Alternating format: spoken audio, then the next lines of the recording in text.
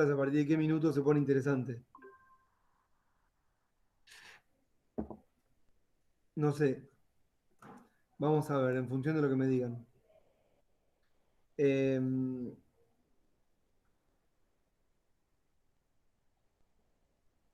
¿Espero o no espero? ¿Qué dicen?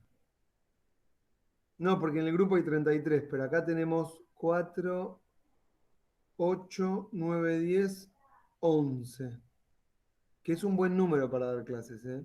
Porque últimamente venían de a 50, con lo cual era como hablarle al vacío. ¿Nadie está tomando mate? Yo sí estaba tomando, pero con mi Ahora, vieja, y entonces lo tiene me ella. voy a comprar. Yo ya me Bueno, tomé 2 termos de mate, así que ya está. No puedo. No, yo lo suspendí un ratito. Yo merendé un té. ¿un té? Sí. Está bien. Yo no llegué a hacérmelo. Ah, Recién termino de trabajar. andá a hacerte un mate que la primera parte no hago nada. Andá a poner el agua. No, Dale, entonces voy. voy a Dejas con retomar mi más mate, presión. entonces. Ahí lo arreglo también. Sí. Ahora, si van a preparar el agua para el mate o cualquier otra cosa, no apaguen la cámara. Se van, vuelven y dejan la cámara así como con el fondo. Porque de Ok. esa forma yo ya sé que se tuvieron que ausentar, ¿sí? Y cuando vuelven y estoy hablando, por ejemplo, no sé, Alejo se fue y volvió. Entonces yo, che, Alejo se fue. A ver, Sandra, ¿qué dijimos? No, no voy a hacer eso en realidad, pero más o menos me da a mí una especie de dinámica de que si no estuvo alguien y yo dije algo que siento que tengo que volver a repetir, lo vuelvo a repetir porque se lo perdió. Y además a otro le sirve que se repita porque alguien se escuchó algo que puede ser interesante, no llegó a apuntar nada y, ay, qué bueno que lo dijo de vuelta. Voy a escribir eso que dijo que podía ser interesante. No sé cuántas cosas interesantes pueda llegar a decir, pero bueno. Mi cámara no está, yo tengo el celular como cámara, así que está un poco más arriba, no está en la compu. Por eso de repente veo para abajo. Es que los estoy mirando a ustedes. Bueno, entonces preguntaba, ¿es la primera clase? Bueno, todo lo que sea información respecto de la cursada, no tengo idea. No me pregunten. Después cuando Belén de alguna clase le preguntan a ella, ¿está bien? Antes de empezar, la llamé a Belén para preguntarle, Camila, si tenés cámara, ponela. Y esa es la bienvenida. Em, ahí está. Ahí está mejor. Y entonces le pregunté a Belén, es la otra docente. Y también está Carla y Joaquín. Hay varios docentes, todos colaboramos un poquito con la materia. Eh, ¿Qué pueden llegar qué hace falta que les diga? Y me dijo, vos da tus temas. En todo caso, lo único que les puede llegar a importar es el examen. No tenemos información del examen. Si son pocos, puede ser un oral al final. A mí no me gusta tanto, pero bueno. Yo prefiero que sea algún parcialcito, chiquitito al final. Pero también tiene que ver con cuántos sean. ¿Mm? Si mantenemos un grupo de 20, puede ser oral. Y bueno, después el resto de las cosas están en el campus. Antes no habían clases, en realidad, para este curso no habían clases. Era el curso, ¿cómo es? A distancia, ¿cómo se llama? Bueno, la cosa es que es de Yapa. Vamos dando clases porque hay a distancia. Y medio que va a quedar así. La pandemia transformó este curso, que era un curso sin clases, a un curso con clases a distancia. ¿No? Porque antes lo hacíamos y no había ningún encuentro y teníamos un solo encuentro en la facultad. ¿Saben lo que hacíamos? Cuando dábamos clases en el cuatrimestre les decíamos, bueno, pásense, así saludan.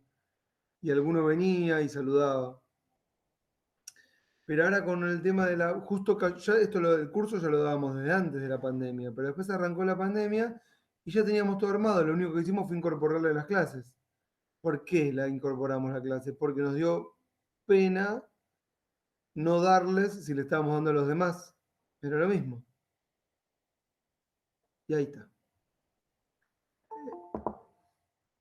Bueno, y acá va a entrar un amigo que se llama Ariel. Le vamos a dar la bienvenida, es un compañero con el que damos clases. Esperen que cuando entre los saludo, aguántenme. ¿No entró? Ahí está. Aguántenme. Ari, ¿qué haces? No está. Ahí está. ¿Todo en orden? Hola a todos, hola a todas, ¿cómo andan? Buenas tardes. Che, Ari, vos das muchas Buenas. clases acá, ¿no? ¿Qué? ¿Vos das muchas clases acá en este curso? Recién me conecto por primera vez en todo el año. No, pero en general, digo, en general. Más o menos. Bueno, en todo caso le preguntan a Ari cualquier cosa que haga falta. Sí, sí, sí. Estás canchero, ¿eh? Acabo de terminar un seminario de filosofía política, Ah, con razón, estabas para el Zoom de los otros. así que estoy. ¿Qué tema era? Estamos con Adam Smith acá, más de derecha imposible estoy. No, no es de derecha Dan Smith. Che, ¿por qué? Más clásico que nunca estoy. Clásico, sí. Bueno, está bien. Ari, no empecé, voy a empezar ahora. Ahora que llegaste, empiezo. Eh, Tampoco tenía muy bien claro qué hacer o decir. Es una clase, vamos a decir, un poco de historia y teoría, ¿está bien? Para empezar. Eh, los textos que les dejamos son referenciales, porque es mucho lo que hay que decir, es mucho lo escrito, es mucho lo que se debate, es mucho lo que hay para leer, y es poco el tiempo, ¿no? Muy poco el tiempo. Con lo cual, milagros no hacemos.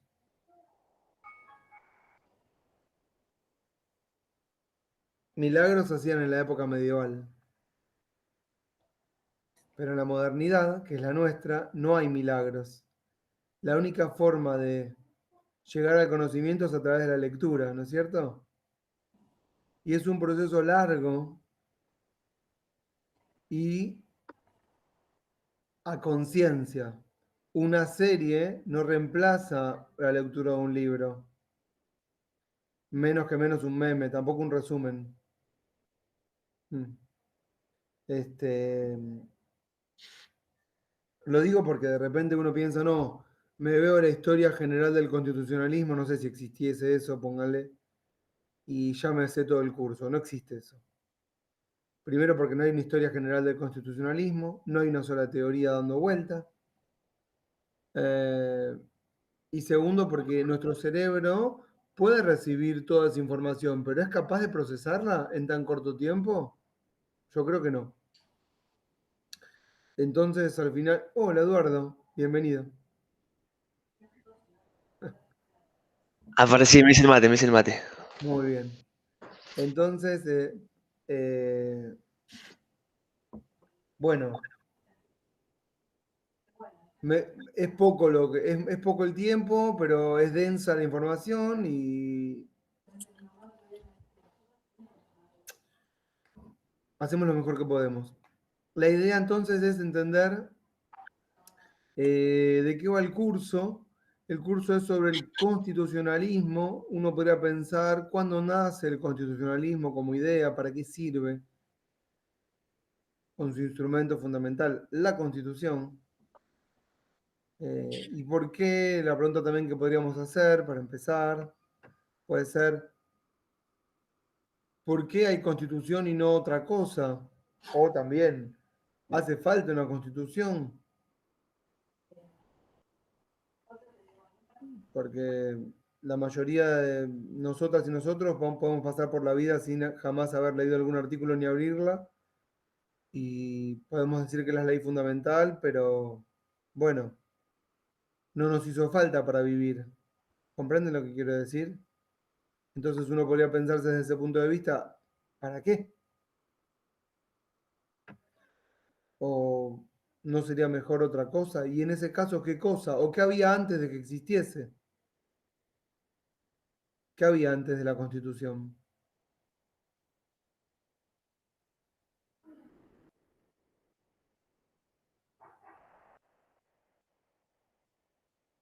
¿Es muy difícil la pregunta?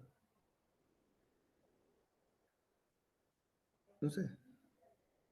No piensan nada, ¿no? Qué difícil.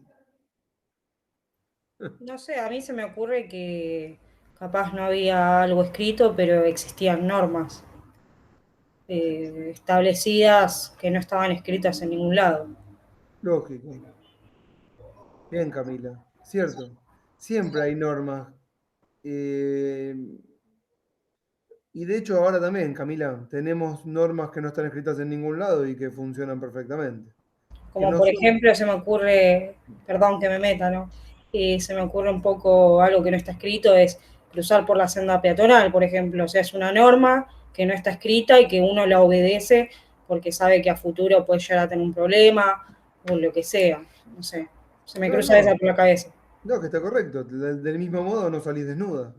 Exactamente, también. No, pero para que se entienda, eso ella estaba diciendo muy bien. Ven, hay normas y no te hace falta una constitución para saber que vas por la senda peatonal, que cuando está en rojo parás y que no vas desnuda. Es elemental. Este, y, y entonces uno, pensémoslo así, ¿para qué tenemos una constitución? Bueno, dale, Ari, ahora el alumno. No, no, no. Puedo hacer simplemente una pequeña introducción, Sí. chiquitita, chiquita, porque esta clase, que es la más larga de todas las clases de la cursada, y por eso a veces decía, hay mucha bibliografía y en una hora o 2 horas es muy difícil.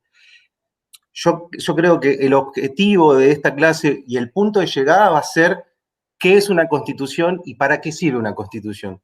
Ahora Ezequiel va a estar 1 hora y media hablando de toda una transición larga, que estamos hablando de la transición del feudalismo al capitalismo, y el punto de llegada es ¿por qué una constitución? Entonces, anótense ahora estas preguntas y piénsenla todo el tiempo de esta clase, que es ¿por qué una constitución? ¿Por qué obedecemos? Y palabras como poder, dominación y legitimidad. Ahora no van a tener las respuestas a todas esas preguntas, pero durante toda esta clase, y yo creo que durante toda la cursada, todo el tiempo vamos a estar dando vuelta por estas preguntas. Listo, era cortito. Me gusta que te desesperás. Yo no tengo organizado cómo va a ser la clase, pero bueno, yo voy preguntando a ver qué me dicen. Camila me habló y en Sí, realidad hace un tiempo... yo ¿Cómo? creo que tengo la suerte, o no sé si suerte, pero creo que tengo una buena base de la secundaria.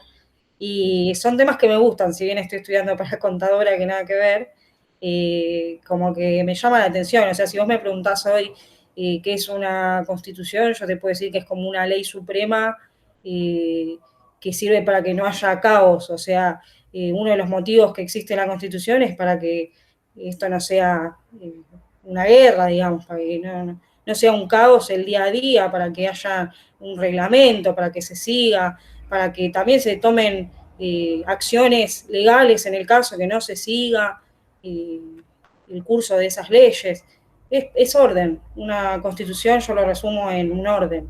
Bueno, bueno, Ese, sumo algo ahí. Me parece que dijo dale. algo clave, que dijo para que se terminen las guerras o algo de guerra. Mm. Y yo estaba buscando acá en Google y veo que la primera constitución es la Carta Magna en el año 1200 y algo, que veníamos del feudalismo. Y era guerra en ese momento todo. Creo que se definía así todo.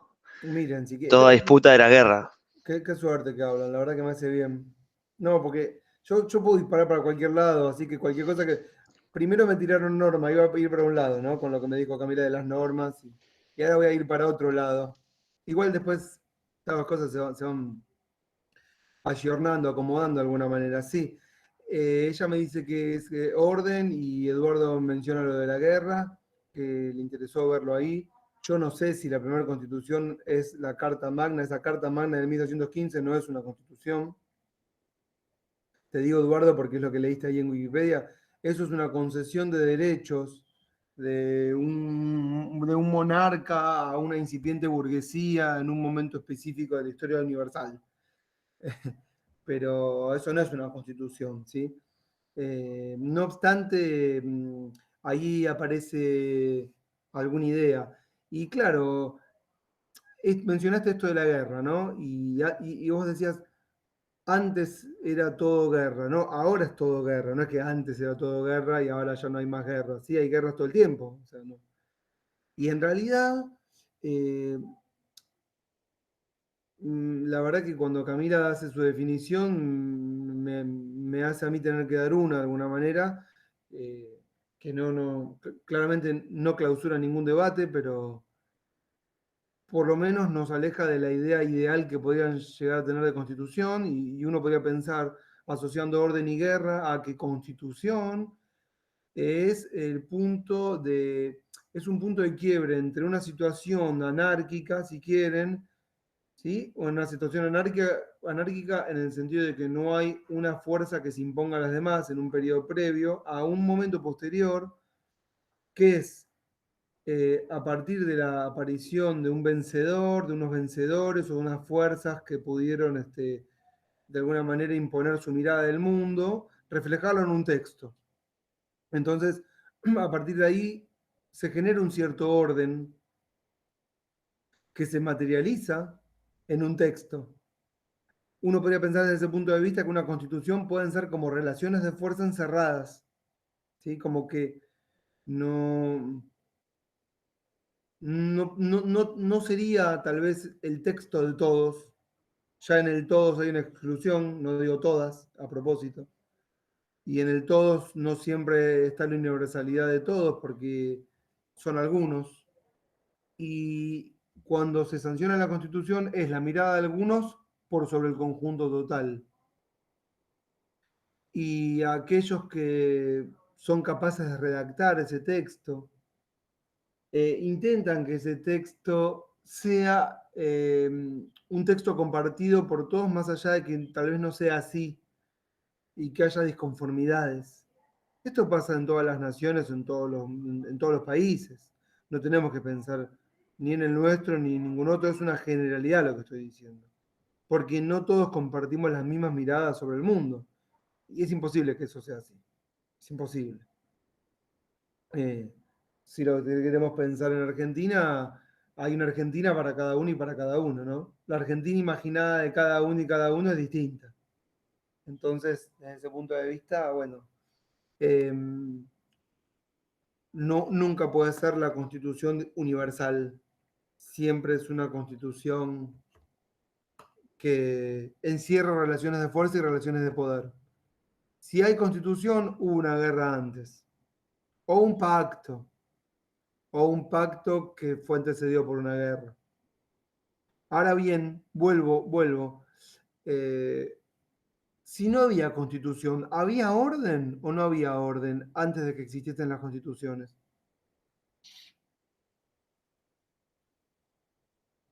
¿Se entiende la pregunta?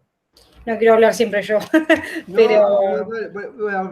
vamos a dar 3 segundos, Camila. Sí. Vuelvo a preguntar, sin que tengan que desarrollar. ¿O qué es orden? Que cada uno haga lo que le corresponde, vamos a decir. Que no sabemos qué es lo que le corresponde, pero no importa. ¿Había orden antes de que existiesen las constituciones? ¿Alguien sabe cuándo aparecen las primeras constituciones? ¿De qué constituciones hablamos? Antes de Camila, La primera que yo reconozco es la de Filadelfia, de por ahí 1770 y algo. Ahí está mirando. ¿Qué te dice Google? No estoy mirando nada. Ah, No, porque yo ya había visto esto antes y ajá. bueno, de eso me acuerdo. No, ella lo que vio, Marilyn vio que en Estados Unidos en 1787 sancionaron su propia constitución. Es cierto. Es que es un periodo que son 2 siglos, que llamamos periodo de constitucionalismo, como si fuese una religión, ¿vieron? Aparece en un momento de la historia universal el constitucionalismo. y viene a imponer un cierto orden. Entonces ahora sí, si querés, Camila, ¿había un orden antes o no había orden? Yo creo, no soy sabia ni mucho menos, yo creo que lo había, pero al no haber algo escrito o algo que lo imponga más allá de la palabra, no funcionaba al 100. Ese es mi pensamiento, la verdad que no profundicé mucho, pero yo lo veo más de esa manera.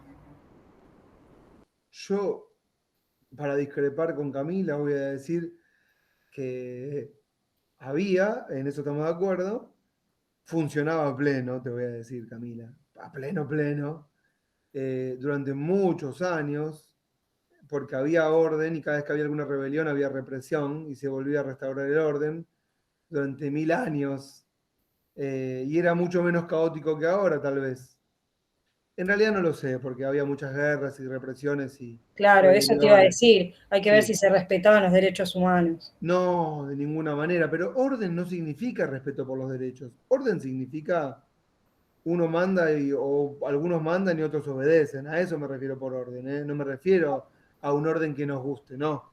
Solamente digo que había una especie de organización en comunidad bajo ciertos parámetros. A eso me refiero, nada más. Ujú. No que sean de nuestro grado. Y vos me decís, no había nada escrito. ¿Cómo? Tenemos el libro fundamental, la Biblia. Sí y no, porque ¿hasta qué punto? Si yo no soy creyente, por ejemplo. No, lo que pasa es que ese es el punto, ¿ves? Me gusta ese punto, ese es el punto. Alejo, ¿querés decir algo? Ah, eh, no había no creyentes. Ese es el tema. Y hay un cierto momento en la historia de la humanidad donde eso se quiebra. ¿Qué significa que se quiebra? Que empieza a aparecer gente que tal vez no es que no cree, porque no es directo. Se cuestiona algunas Ahí cosas. está. Más que se cuestiona, ¿saben lo que pasaba? Porque la creencia respecto de que había un Dios, no importa qué religión, fue universal durante mucho tiempo en la historia de la humanidad, incluso ahora, pero ahora no con la misma fuerza con la que antes, ¿correcto?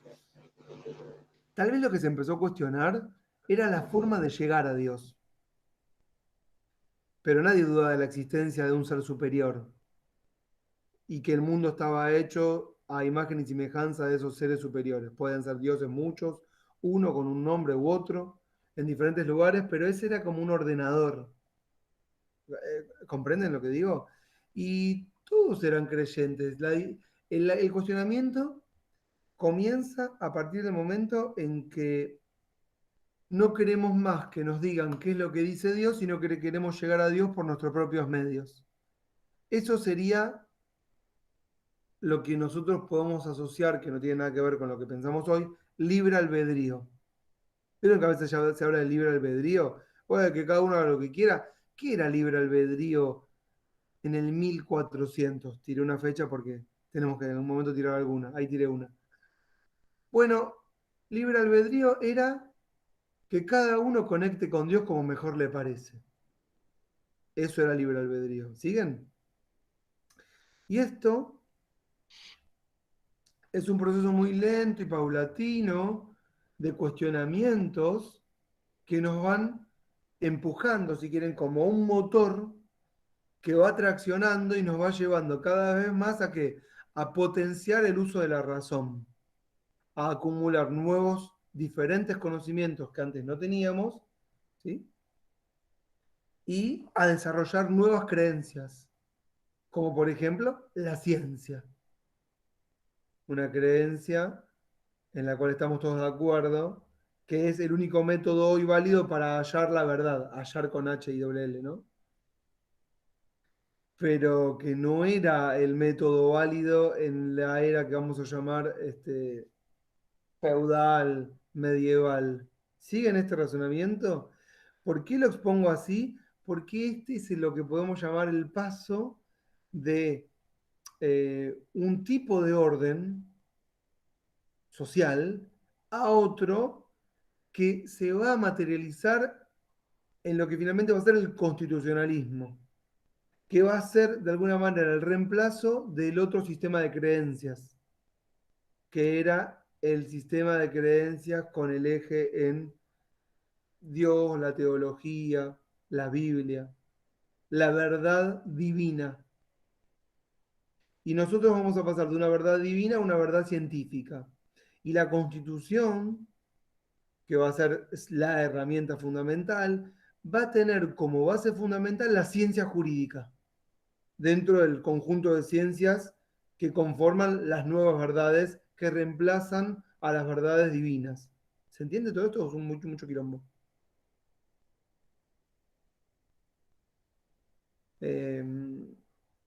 Le podemos poner fecha a todas estas cosas.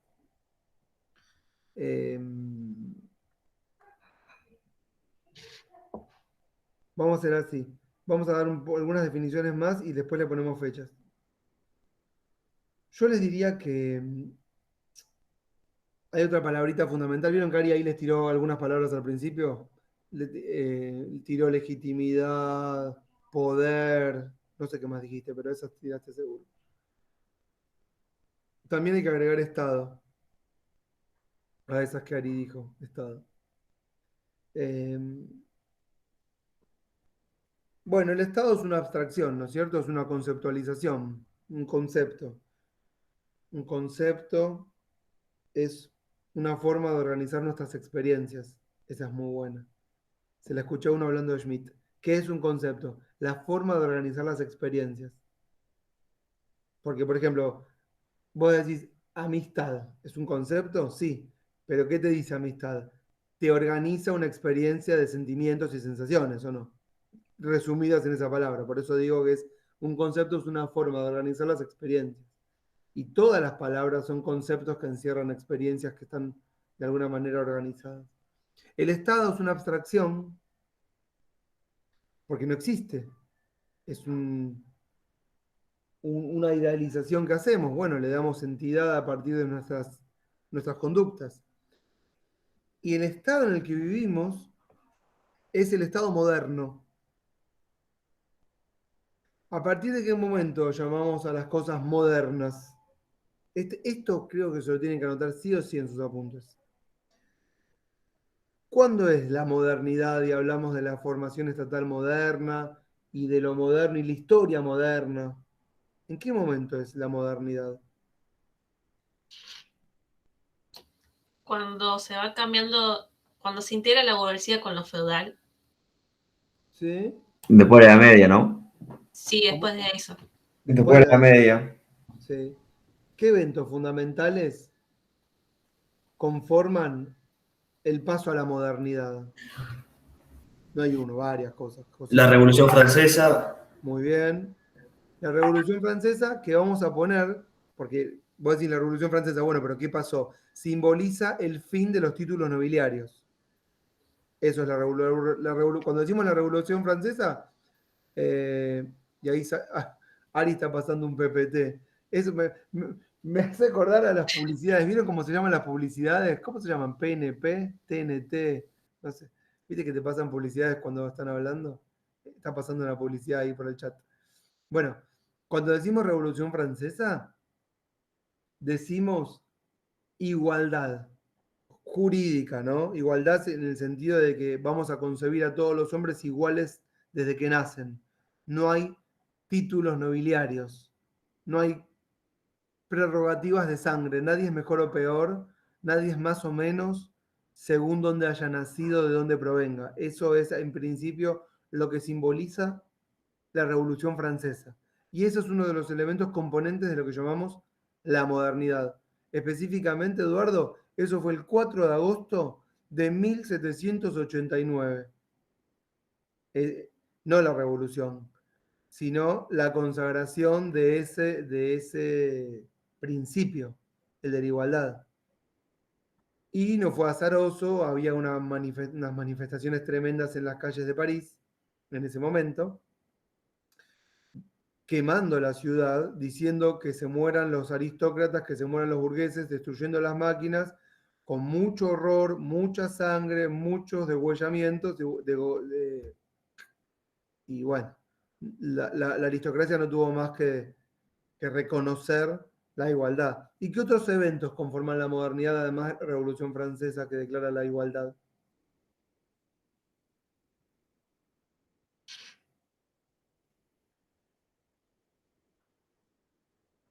¿No hacen economía ustedes? ¿O qué estudian? No sé qué estudian. ¿Para qué estudian ustedes? Para contador. Ah, interesantísimo. ¿Para contador? ¿Todos para contador? Contadora, en este caso. Sí. En mi caso sí. No, no sé, tal vez hay alguna otra carrera. O todos contadora, contador. No, yo estudio administración. Yo actuario. Ah, actuario. Está bueno el de los cálculos actuariales para los seguros.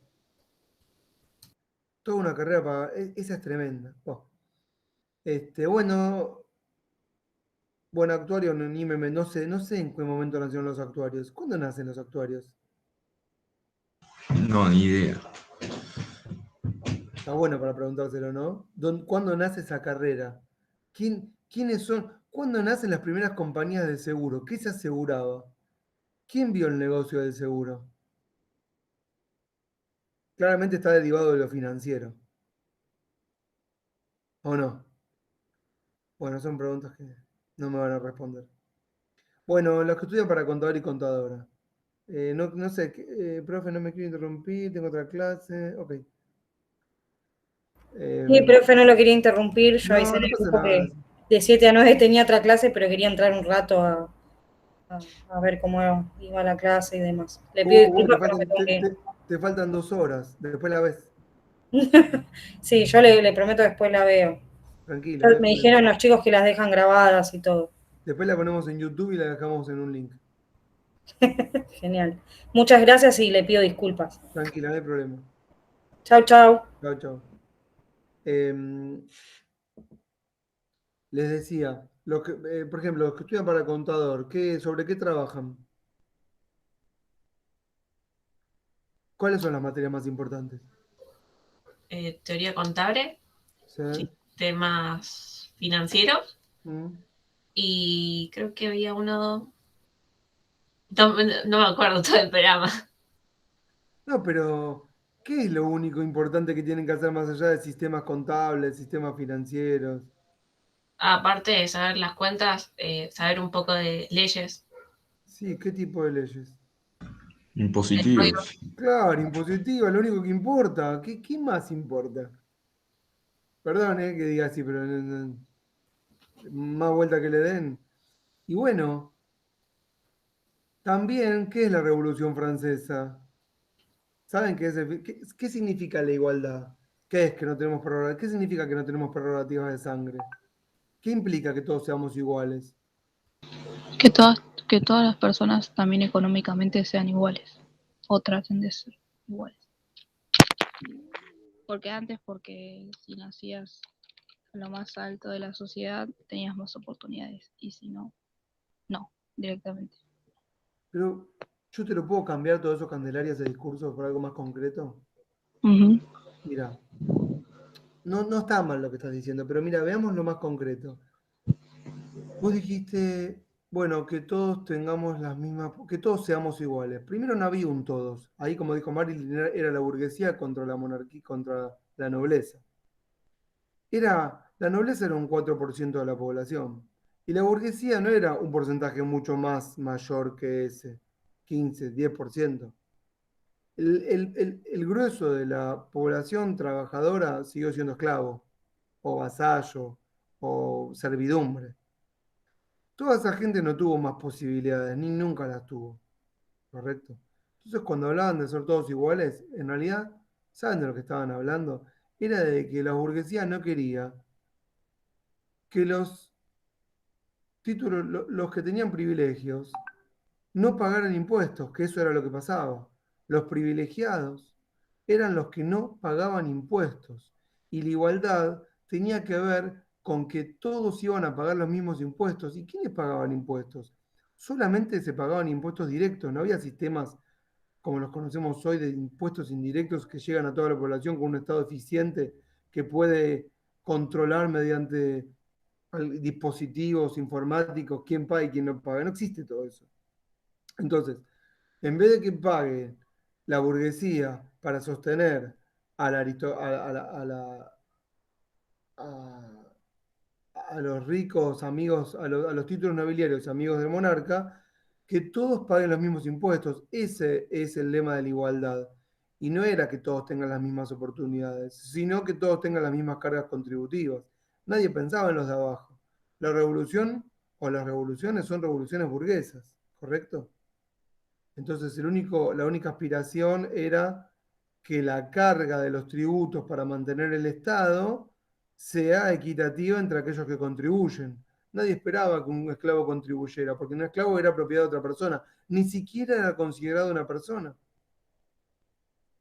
Y los artesanos, los comerciantes, digamos, de feria, vamos a llamarlos, ¿sí? Los obreros, no pagaban impuestos, tampoco tenían ningún derecho. ¿Siguen este razonamiento?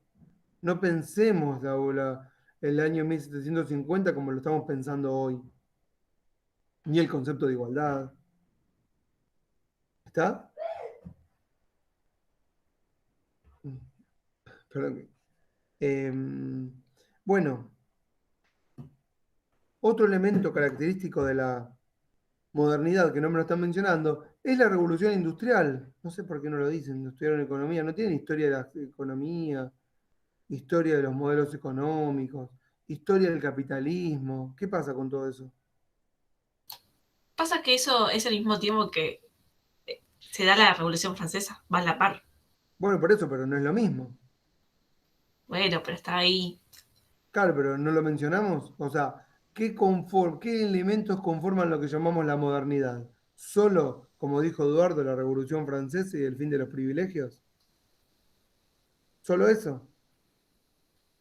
¿No hay otros elementos importantes en la historia universal de, que no sean de índole meramente político, la declaración, importantes en el paso de un tipo de orden, el orden feudal, a un orden moderno? Y ahí claramente que vamos a ubicar al modo de producción. No es lo mismo el modo de producción feudal que el modo de producción capitalista en excedente, donde se intercambian bienes en el mercado. No es lo mismo, o es lo mismo. Y eso no tiene nada que ver con la igualdad, porque podríamos haber vivido en un régimen feudal con privilegios y capitalista a la vez, que es más o menos como sería el mundo hoy, básicamente. Porque no somos todos iguales, ¿no es cierto? Y el mundo es capitalista. Entonces son dos elementos totalmente distintos. Eh, bueno, también, ¿me están siguiendo esto que estoy diciendo? El capitalismo, el cambio en el modo de producción, la producción en excedente, la tecnificación del, de la organización del trabajo, la división de tareas, todo eso va generando nuevas dinámicas de, de relaciones sociales que nos van haciendo pensar diferente y eso nos va llevando a que, bueno, eso va motorizando un cambio en la forma de pensar. No es lo mismo gente aislada en el campo que gente agrupada en una fábrica con conciencia de su situación paupérrima. No es lo mismo. Y las revoluciones no son revoluciones netamente burguesas. Claro que las revoluciones son burguesas en cuanto a las ideas de aquellos que de alguna manera controlan las ideas de la generalidad, pero hay unas fuerzas populares importantes que son las que ponen el cuerpo, que vehiculizan las ideas, vamos a llamar iluministas, si quieren. ¿Siguen todo esto? Yo tiro mucha data y tal vez no sé si están escuchando y se están perdiendo. Este, bueno, todo esto que estoy mencionando son elementos fundamentales hacia la conformación de eh, el estado que vamos a llamar moderno. ¿Qué vendría a ser un estado moderno? Un estado, como no como institución, un estado de situación, si a eso me refiero. en el que hay una fuerza central, ¿sí?, que monopoliza la violencia, y esto es consensuado por toda la población que esa nación pretendería abarcar, ¿entienden? O ese Estado en realidad. Todos aceptamos que exista una única fuerza coercitiva y no otras que le compitan de alguna manera. Si eso ocurre, no hay Estado. Y esto no surge de manera espontánea de un día para el otro. Este es un proceso también largo y paulatino en el que se fue desarmando la población, desarmando, y al mismo tiempo que se desarmaba, le exigía a quien detentaba las armas protección. ¿Sí? Por ejemplo, para que se entienda, yo me gobierno, vamos a decir que yo soy un señor rico en el año 1500 y gobierno mis campos. ¿Cómo los gobierno? Con mis propias armas y mis leyes y mis reglas. En mi castillo, en mi feudo, en mis campos, yo hago lo que quiero. ¿Sí? Tengo mi servidumbre, tengo mis esclavos, tengo la gente que trabaja para mí, tengo mi propio almacén, tengo mi propia moneda de intercambio, genero una mini ciudad y dispongo como me parece. Pero un día llega un estado más fuerte, que viene expandiéndose desde un poco más lejos y me dice, te tenés que desarmar. O te guerreo y triunfo porque mis ejércitos son más poderosos que los tuyos, o te unís a mí a cambio de protección y fin de la historia. Y entonces los que tienen fuerza económica pero no fuerza militar, ¿qué dicen? Sí, acepto el intercambio. Yo me desarmo, yo legitimo que vos seas la única fuerza en este territorio, pero yo te exijo, miren lo que voy a decir ahora, yo te exijo que garantices mi vida y mi propiedad. ¿Escucharon?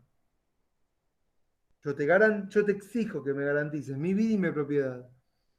Y en ese intercambio se empieza a conformar de alguna manera la función del Estado moderno.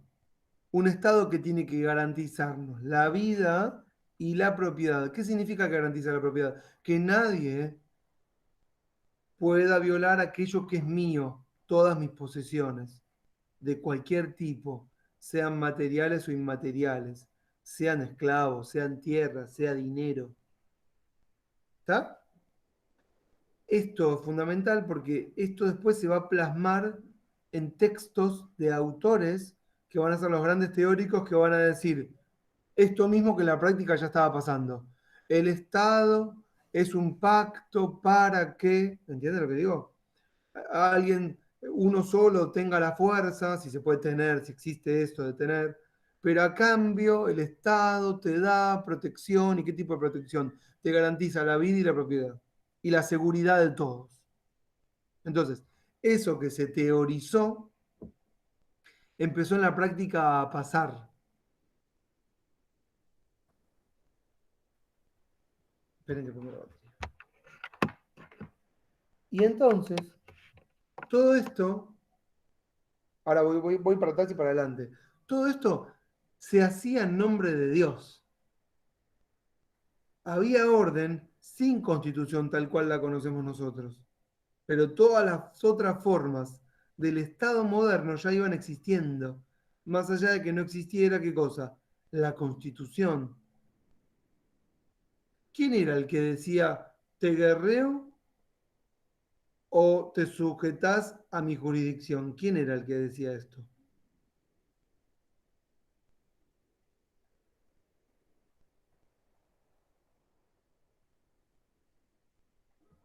¿O no había? ¿Quién puede ser? 1300, 1400, 1500. Y el Papa, se me ocurre con el descubrimiento de América, si es cristiano, pasa lo que pasa. Sí, el Papa puede ser. El Papa le compite a otros. ¿A quiénes? Yo iba a tirar Hitler, pero ya es muy actual. Claro, no, Hitler te fuiste a la mierda. Hitler es acá. Hitler es el siglo XX. Es hace Sí, menos de pasa que 100 no le años. había tirado fechas antes y No, empezaron muy pocos. está bien igual Marilyn que arriesgues. Está bien.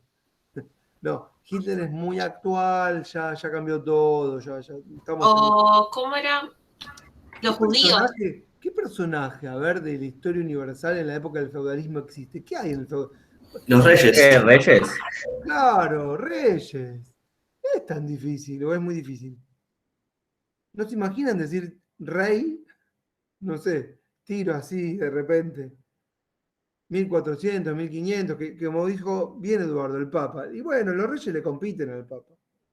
El Papa tiene algo que no tienen los reyes. ¿Qué era? Era el dueño de la palabra. Eso tenía.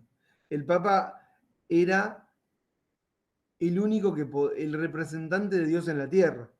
No es menor esto que yo estoy diciendo, porque dicen, ¿y qué me importa Dios? No, Dios era todo. Entonces, si el único representante de Dios es el Papa, es como que tiene ancho de espada, ¿entienden? El Papa viene y dice, hablé con Dios. ¿Qué te dijo Dios? Dios me dijo esto. Bueno, listo, se hace tu voluntad. Era difícil no creer. Como dijo Candelaria, bueno, había algún Sí, es que cuestionamiento. antes se manejaban así, onda, estaba el rey ahí que decía todo y después estaba el papa que tiraba esa, decía, Dios me dijo tal cosa y se hacía tal cual, eran los que ellos mandaban. Exacto, ahí está. Entonces estaba el Papa y estaban los reyes. Los reyes, ¿cuándo nacen los reyes? Difícil eso también, ¿no? Muy. Bueno, mire, los reyes no sé de qué año son, deben ser años del quinoto los reyes. Debe haber reyes. En el Imperio Romano no sé si había reyes, había emperador. Ari, ¿vos sabés que había en el Imperio Romano? De ahí desde lejos. No, acá está ahí. Vieron que Roma tuvo cuatro periodos, no sé si sabían, pero fue la época de la República, del Imperio, y no me acuerdo, pero no me acuerdo qué dice. Había césares, no había reyes, había emperadores. No sé en qué momento nacerían los reyes. Yo sé, como soy judío, que tuvimos reyes. El primero era el rey David. No, el primero no. Era el rey Saúl, el primer rey. Pero también me imagino que los musulmanes habrían tenido muchos reyes, ¿no? Los chinos tendrían reyes, no sé qué tendrían. Pero bueno, los reinos, que no es lo mismo que los reyes, de Occidente, que son aquellos que gobernaron el mundo que vamos a llamar occidental, sobre el cual estamos trabajando, los reinos, miren lo que acabo de decir, pueden tomar nota de esto, nacen más o menos al 1100 o 1000 de nuestra era. Los reinos. Y ustedes me van a decir, ¿y para qué mierda me está diciendo esto? Bueno, lo estoy diciendo por lo siguiente. Los reinos son los orígenes de lo que hoy son los estados. Para que hubiese un estado hoy o un país X, antes tuvo que haber un reino. Porque los reinos se transformaron en estados. ¿Entienden lo que estoy diciendo? Entonces, para que exista un estado, tiene que haber antes un reino. Y los reinos nacen más o menos en el año 1000. Porque yo les voy a decir por qué. Porque cuando el Imperio Romano desaparece, primero no desaparece, se expande tanto que se divide en dos. El Imperio Romano de Oriente y el de Occidente. Uno con sede, no sé en dónde, en Italia, no sé dónde está el Papa, y otro en Jerusalén. Y después se divide en cuatro y después se disemina en una multiplicidad de feudos. Después hubo un tipo que llamó Carlomagno que intentó hacia el 800 armar algo así como un imperio. Y al 1100 aparecen, escuchen, había muchos feudos. ¿Vieron la presentación de Futurama? No la vieron nunca, ¿no? No importa. Ya me quedó viejo, ya hasta ni saben qué debe ser Futurama. Fue como una especie de secuencia posterior de los Simpsons. Sí, sí, Futurama, pero es del futuro Futurama, que tiene el robot y todo eso. Sí, sí, pero cuando ves Bender la y todo eso. presentación ves como en realidad lo ves cíclico y ves como unos seres de otras galaxias o planetas llegan a la Tierra, destruyen todo y todo vuelve a arrancar. Y ahí ves otra vez el crecimiento de los feudos. Se ve todo en 2 minutos, menos, 30 segundos. Bueno, la cosa es que se fueron creando muchos castillitos por todos lados. Y cada uno en su castillito era un señor feudal que era como una especie de noble, ¿sí? Que armaba su propio terruño y decía, este es mi reino. Pero hubo tres importantes en Europa, porque más o menos esos tres que les voy a mencionar son los que estructuraron el mapa actual. De un lado está el Imperio Otomano, que se extiende el Imperio Ruso, el Imperio Otomano, y los tres grandes reyes de Europa. El que está en Inglaterra, el que tiene sede en lo que sería Madrid o cerca por ahí, y el que estaría en París. Y esos tres conquistan todo lo que es Europa Occidente, que llega hasta cierto límite en donde aparece el Imperio Otomano, y ahí ya no se puede pasar porque entras a la tierra de los sultanes. Tuvieron una gran batalla en el 1570, creo. La tengo que buscar. Bueno, no importa. Fue una batalla fundamental, pero bueno. Con un tal Barbarossa, Capitán Barbarossa. ¿Lo tienen? Hay un dibujito animado que eran los Bueno, salen de ahí, no importa. Estoy tirando fruta. Y en estos tres reinos, estos tres o monarcas dijeron, este es mi reino, en Londres, en París, en Madrid. Y establecieron una especie de protectorado sobre un territorio pequeño, pero ¿qué empezaron a hacer? Se empezaron a expandir hacia afuera, porque los estados tenían al principio la pretensión de expandirse. Y miren lo que vamos a decir ahora, esto es para que tomen nota. ¿Cómo se expanden? Con dos elementos fundamentales. Uno, un ejército profesional. Dos, con la creación de un tributo para sostener ese ejército. ¿Escucharon? Esos son las dos variables o los dos elementos fundamentales que le van a dar fisonomía al Estado, que después algún día va a tener una constitución y va a dejar de ser reino, pero que va a tener los componentes fundamentales. Fuerza, creación de una moneda reconocida solamente por el monarca, que es la moneda de intercambio, y tributos que cobra el monarca y que cobra a cambio de protección, que es lo que les conté antes del tema de la propiedad, garantizarme la propiedad, llegué. Burguesía. ¿Qué sería burguesía? Burguesía vamos a llamarla fuerzas productivas. Como decía Martínez de Oz, que dijo hay que liberar las fuerzas productivas de una situación estatizante, ¿no, Ari? Ay. Entonces, burguesía eran fuerzas productivas. Están diseminadas por todo el territorio. ¿Qué hace la burguesía? Produce. ¿Y a quién provee? Bueno, a la gente para comer, alimentos, elemental, y a los estados. No era que estos reinos que acabo de mencionar eran los únicos, había reinos por todos lados, pero esos tres fueron los más grandes. Y estos reinos, cuando se iban expandiendo, llegó un momento que se tenían que enfrentar a otros reinos o a otros nobles que tenían otro cargo, otro título que no era tan importante. Por ejemplo, el duque de Burgoña, qué sé yo. El conde de, no sé, de Montecristo, no sé si existe, eso es una novela, pero para poner un nombre. ¿Sí? El ducado de Milán, entonces está el duque de Milán. y llegaba un momento el rey de España y se enfrentaba al duque de Milán, choque de fuerzas. ¿Y quién estaba en el terreno? La burguesía de un lado, burguesía del otro, y por supuesto las fuerzas de choque, el pueblo, siempre invisibilizado. Los que ponen el peón en el tablero de ajedrez, ¿no? El que va adelante sin ningún arma a morir, ¿correcto? Bueno, ¿qué le ofrece el rey lejano al burgués local? Le dice, aliate conmigo, escuchen, esta situación es muy real, aliate conmigo, no le pagues más los impuestos al noble local al cual vos le estás pagando para que te garantice tu propiedad y pagame los impuestos a mí.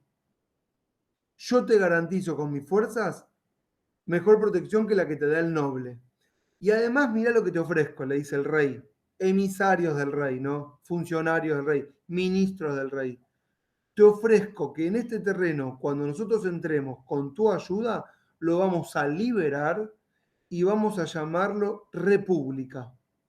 Y en este terreno vamos a fundar una república que va a estar bajo sus órdenes. ¿Cuáles? Las órdenes de la burguesía local. Vamos a armar un parlamento local que le vamos a llamar la Casa de la Burguesía, en una república liberada bajo el protectorado de la monarquía central. Díganme que entendieron todo. Bien, me gusta esa actitud de sí. Vamos a tomarlo todo por un sí. Entonces, ¿qué se empezó a conformar en el territorio poco a poco conforme pasaba el tiempo? 1400, 1500, 1600.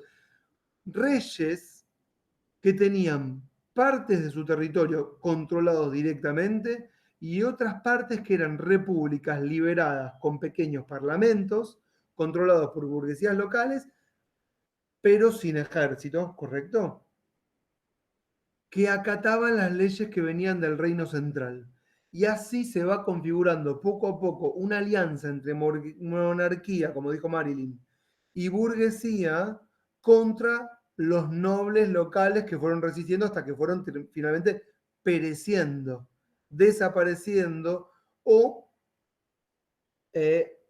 anexándose a la monarquía central en pactos que se llevaban a través de casamientos, hijos de la realeza, vieron que se tenían matrimonios para que tengan hijos con sangre real, y el rey que asumía se transformaba en rey de un territorio más grande.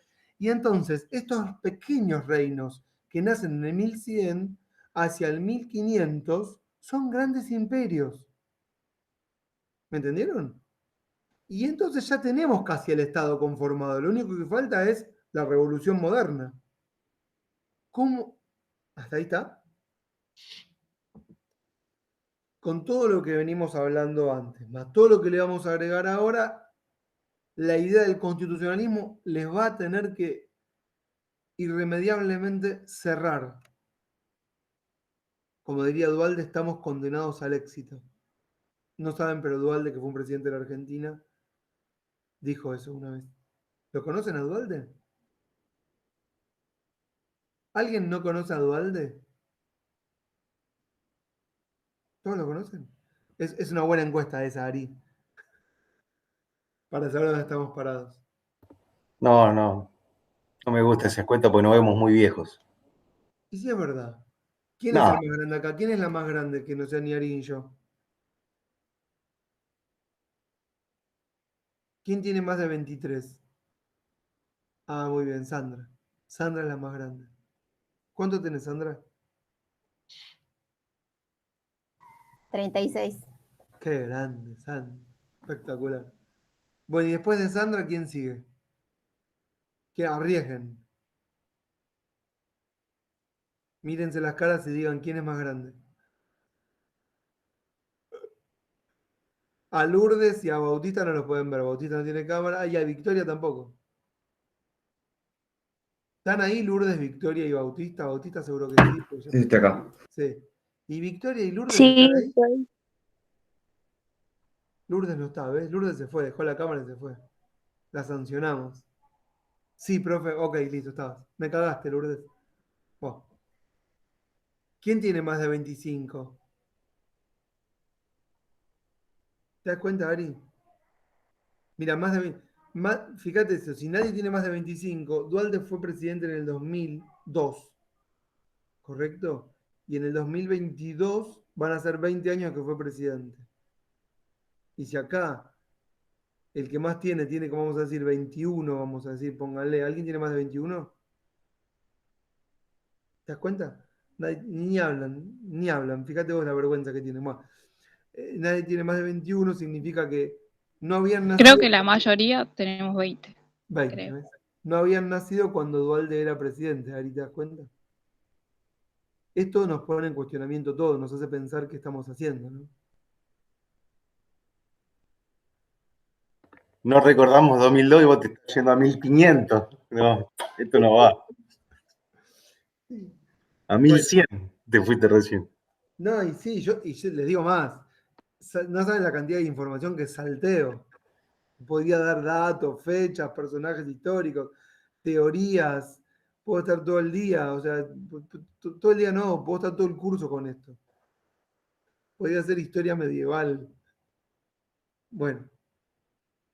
De hecho, hay un autor que se llama Carl Schmitt. No sé si les suena de nombre, no, seguro que no, qué mierda les va a sonar. Que dice que en la modernidad no inventó nada. Es el feudalismo, pero lo único que hicimos fue cambiarle los nombres a los conceptos. Y entonces él te menciona todos los conceptos de derecho canónico transformados a la modernidad. Todo lo mismo.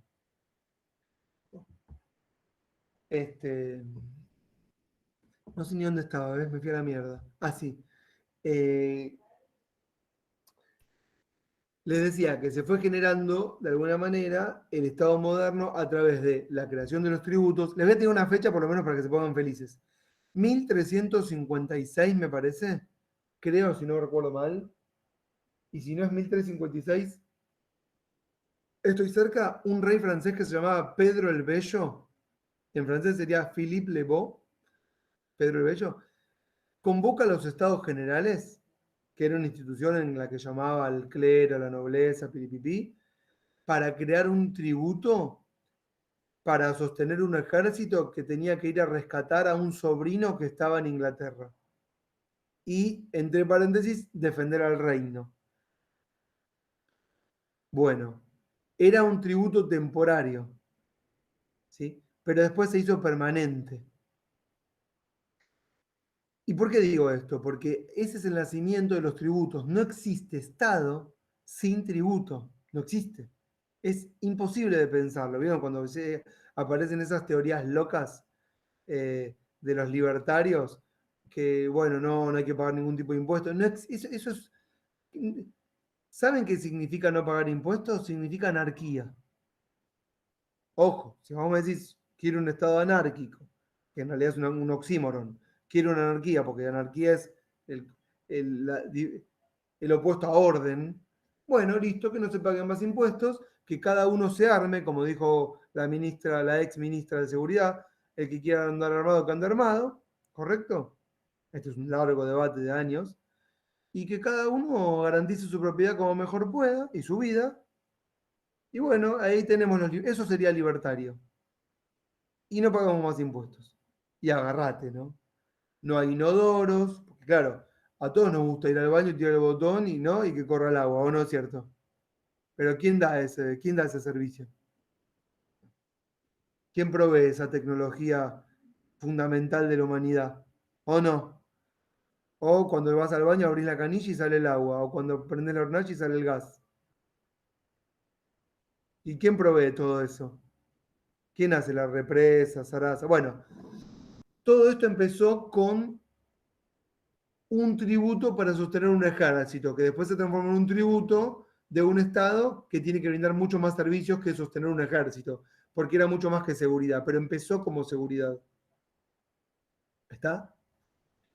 Y si desaparece el tributo, desaparece el Estado, así de fácil.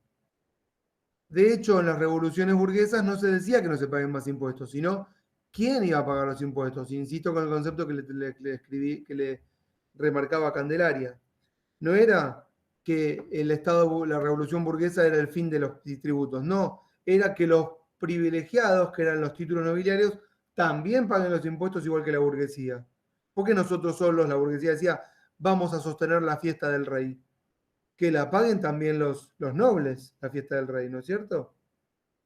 Porque todos, la burguesía se compraba el título nobiliario para pertenecer a la élite, iba a la fiesta y después se dieron cuenta que eran los únicos boludos que pagaban la fiesta. Pero esto es un proceso largo hasta que se dieron cuenta. Bien. Entonces, 1356 les había contado eso. Hacia el 1500 les conté, más o menos los estados ya están conformados. Hay un reino que es el reino francés, hay otro reino que es el reino de Inglaterra, Escocia, Irlanda y toda esa área de influencia de la corona británica. Del otro lado están los musulmanes. ¿Saben qué hay del otro lado? Es como la película del Rey León. ¿Vieron el Rey León cuando le dice Simba es el hijo, el papá, vení Simba, te voy a mostrar, ¿ves hasta donde ves la luz? Hasta ahí es nuestro. Después de ahí no pases, le dice. ¿Vieron que le dice así? Así eran los límites de los reinos, un poco difusos. No había una cartografía, existía. Entonces eso era el Imperio Otomano. Más allá no vayas porque están las hienas, te van a comer. Si querés ir, bueno, animate. Si querés ir a Rusia, animate. Hay que ir a Rusia, el gélido frío, ¿no? Al Ártico. Y España, que no era el reino de España, que era el Imperio Germano Otomano, que tenía toda España, una parte importante de Italia y todo lo que serían los Países Bajos y Alemania. Tremendo imperio, que encima, como ahí me mencionó, creo que fue Eduardo, justo coincidió que en el 1492, con un tal Colón y con otros conquistadores, descubrieron un pedacito de tierra que había del otro lado. Colón, cuando dio la vuelta, saben cómo fue la de Colón, ¿no? Todos sabían que el mundo era redondo en esa época. No se podía decir, porque si lo decías, esto es muy importante también, porque ahora me voy metiendo en la otra parte del tema del constitucionalismo. Si vos decías que el mundo era redondo, ¿qué te pasaba? ¿Quién sabe qué te pasaba si llegabas a decir que el mundo era redondo? ¿No saben lo que les pasaba? No, pero para tirar, Tirá, sí, si les pido que tiren, porque no dicen nada, tira Marilyn.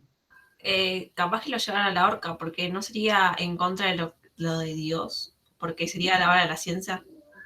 Sí, espera, está re bien, solo te voy a corregir lo de horca. Sí, sí. No era la horca, era la hoguera. Uh, No importa, era otro tipo de castigo. Porque la horca es un método, vamos a decir, moderno de castigo, que lo que pretendía era en realidad hacer una muerte más rápida, porque no había que castigar al cuerpo. En cambio, la hoguera era castigar al cuerpo, que es más medieval. Al que decía que el mundo era redondo, lo quemaban en la hoguera. La horca es más parecida a la guillotina, que es una muerte más rápida y efectiva porque no se trataba de torturar, sino de quitar la vida, que era lo que el Estado debía proteger, la vida. Bueno, entonces, si vos decías que el mundo era redondo, ¿qué pasaba? Te quemaban en la hoguera, ¿no es cierto? Entonces, como le pasó a uno que se llamaba Giordano Bruno. Entonces, por ejemplo, Galileo Galilei, que sabía que el mundo era redondo, se arrepintió. Dijo, no, me equivoqué, no quise decir lo que dije. Y así todos. Pero todos ya lo sabían. Entonces Colón, que sabía perfectamente que el mundo era redondo, le dijo a los reyes de España, le dijo, mira, España estaba con un problema. ¿Cuál? Todas las, Francia, Inglaterra, se expandieron. El reino de Portugal, también ahí tenemos un reino. ¿Saben cómo llegaba para comerciar con Asia? Bajaba con sus barcos todo por Sudáfrica, por África, bajaba hasta el sur, y por ahí abajo iban los barcos y subían por India y por China. ¿Tienen el mapa? Claro, ¿qué le dice Colón al rey? Mira, nosotros tenemos que llegar por alguna vía a Asia que no sea pasando por el Imperio Otomano, que tiene, ya les dije, todo conquistado lo que sería Medio Oriente, Arabia Saudita, Jerusalén, Irán, Irak, Afganistán, Pakistán, todo eso, ¿no? Entonces, claro, no podían pasar los ejércitos por esa zona. Y para llegar a Asia, Colón les dijo, mira, yo me voy a tomar un barco y voy a dar la vuelta al mundo y voy a entrar a Asia por el otro lado. Por eso el tipo pensó que llegó a Japón o no sé a dónde. Porque claro, dio la vuelta y llegó muy rápido. Lo que pasa es que en realidad no llegó a Asia, llegó a Cuba o a Haití. A Santo Domingo en realidad llegó, o a las Antillas, no sé dónde llegó. San Salvador, creo. ¿Eh? Creo que a San Salvador llega. ¿San Salvador? ¿San Salvador dónde? Ahí es.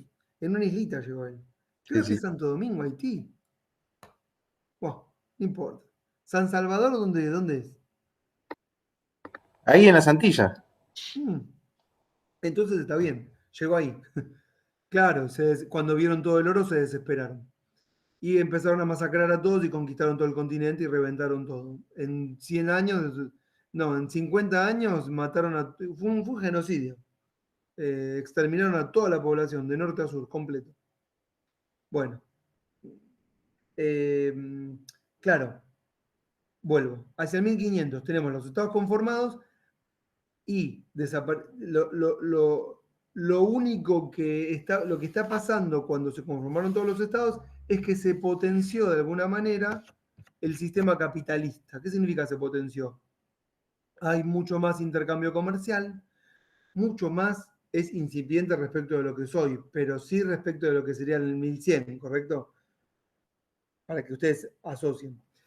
El mundo ya venía acelerándose, pero en el 1350, más o menos, ocurrió la peste negra, que exterminó a no sé si un tercio o 2 tercios, ya me olvidé, de la población de Europa. Entonces fue como un volver a empezar. Pero hacia el 1400, 1450 el capitalismo se expandió bastante. Y en la expansión del capitalismo y la generación de intercambio y las migraciones de la gente que pasaba del campo a habitar a las ciudades amuralladas del reino, empiezan a haber relaciones de dominación más de tipo capitalista. Y empiezan a aparecer lo que vamos a llamar una época de inventos, y con esos inventos que están enmarcados en un periodo que se llama el periodo del Renacimiento. ¿Escucharon hablar del Renacimiento? El periodo del Renacimiento hace referencia a un nuevo nacimiento, al renacer del hombre, en el sentido de que empezamos a pensar que Dios no sería el centro del universo, sino que el hombre lo sería. Y empezamos a pensar en que el hombre puede pensar por sí mismo y no tiene que ser hablado por Dios. ¿Vieron ese dibujo que hace Leonardo da Vinci del hombre con sus formas? Y hay muchas. Esto también se puede ver a través del arte, del arte pictórico o de otro tipo de obras como monumentos, estatuas, cerámicas. Y otras corrientes que se llaman corrientes humanistas.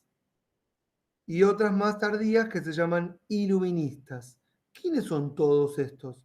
Todos estos son gente que empieza a pensar que puede pensar por sí misma. Hay un invento maravilloso hacia el año 1480 que es la imprenta. ¿Sí? ¿Qué es la imprenta? Es una máquina que puede producir textos o reproducir textos a gran escala. Un tal Gutenberg, hacia 1480, crea esta máquina y esto lo que hace es, bueno, crea, digamos, hace proliferar las Biblias. Se empieza a editar la Biblia a lo loco, el único libro que había. Todo esto también viene porque también se descubre que la Tierra gira alrededor del Sol. Es como que, vamos a decir así, hay como una especie de mentes, viste, que están en un estado de excitación total, queriendo salir de un caparazón, de un cinturón de castidad que es Dios, que no te permite pensar, y estamos todos recontracebados, ¿viste? Sí, bueno. Entonces empieza a circular la Biblia, la gente se agrupa, empieza a llegar el texto a manos de cualquiera, y claro, vos empezás a pensar, che, quiero leer este texto. No quiero ir más a la iglesia el domingo o el día que me toque a que me digan qué dice Dios. Piensen que era un mundo muy aburrido, ¿no? Era un mundo donde no había imágenes, un mundo donde no había textos, y un mundo donde no había historias. Entonces las únicas historias eran las historias de la Biblia. Y como el 95% de la población es analfabeta, es un pequeño detalle fundamental, nadie sabía siquiera escribir su nombre, lo cual es tremendo. Imagínate que vos te llamás Sandra, pero no sabes escribir Sandra. Me dicen Sandra, pero no sé cómo se escribe Sandra. Así me llaman. Y vivís en un lugar paupérrimo, sin nada. Tampoco tenías noción de que podías tener derecho a algo y un día llegás entre el barrio y qué sé yo y caes en la iglesia. Y no es la iglesia. Imagínense que si ustedes ven esas iglesias hoy y se impresionan, imagínense lo que sería verlas en el año 1600. Te caes de culo, ¿o no? Con esos vitrales impresionantes. Si llegas ahí y te cuentan una historia espectacular y vos tenés como un poco de nafta para toda la semana, hasta que llega la próxima historia a la semana siguiente. Pero cuando te llega la Biblia te desesperás. Es como que te den un teléfono sin internet. Para más o menos hoy hacer una analogía. Decir, dame datos. Son los mismos datos, dame datos, porque no, tengo el teléfono, pero no tengo Google. Y bueno, ¿qué significa dame datos en esa época? ¿Que llega Fivertel y te da datos? No. Que estudiás y sabés y aprendés a leer. ¿Está? Entonces, hacia el 1500, con los estados conformados, viene un rápido proceso de alfabetización de la población. No se imaginen la gran alfabetización, una incipiente pero importante alfabetización que va a darle la herramienta de la lectoescritura a un pequeño grupo que es la burguesía, justamente la futura burguesía, o los hijos de la futura burguesía, o los hijos de las revoluciones, ¿sí? Que van a llevar adelante los estandartes de la revolución constitucionalista y las ideas del hombre y la razón y del iluminismo. Están siguiendo, ¿no? Claro, cuando le llega la Biblia a la mano a cada uno, se encuentra que está escrita en latín. Y ustedes tienen que pensar que hay 1200 o 1500 idiomas. Hacés 10 kilómetros y cambia el idioma. Entonces cada uno quería que la Biblia fuera escrita en su propio idioma. Entonces aparece una corriente dentro de lo que es el único movimiento institucional que existe en el mundo, que es la iglesia. Una corriente al interior de la iglesia, porque la política existe. Toda la política es al interior de la institución papal. No existe por afuera. ¿Correcto? Por ejemplo, si haces política, para que se entienda, si haces política en China, haces política al interior del Partido Comunista, porque no existe la política por fuera, porque es reprimida. Todo lo que era por fuera de la iglesia es reprimido. Entonces haces política por adentro. Bueno, o sea, la política era por dentro. Entonces por dentro de la iglesia nacen curas, vamos a llamarlos si quieren revolucionarios, pero en realidad se llamaron reformistas, que pretendieron cambiar algunas cositas, como por ejemplo una fundamental que es que la Biblia sea editada en la lengua de cada uno y cada una, para que todos puedan llegar a Dios de manera directa. Y a esto nos referíamos con el libre albedrío. No llegar a Dios con las formas ceremoniales y simbólicas que establece la Iglesia Católica Apostólica Romana, sino llegar bajo otros, bajo la cultura nacional de cada uno, ¿sí? En todos los pueblos que componen esos reinos. Esta es la revolución luterana, la revolución calvinista y más tarde la revolución humanista, ¿sí? Entonces, vieron que no era que eran todos creyentes, eso ya lo dijimos, pero el cambio empezó por llegar a Dios cada uno. El texto que les dejé de Feynman, que tienen para leer, menciona a Descartes. Vieron que si alguna lo pispeó, que escribe en un momento un texto que se llama, bueno, no importa cómo se llama el texto, pero la introducción al texto es lo que llamamos el discurso del método. Y el método es el método para hallar la verdad. Y ahí Descartes dice, ¿cuál es el método para hallar la verdad? Bueno, ese método es la utilización de la razón. A eso se refería.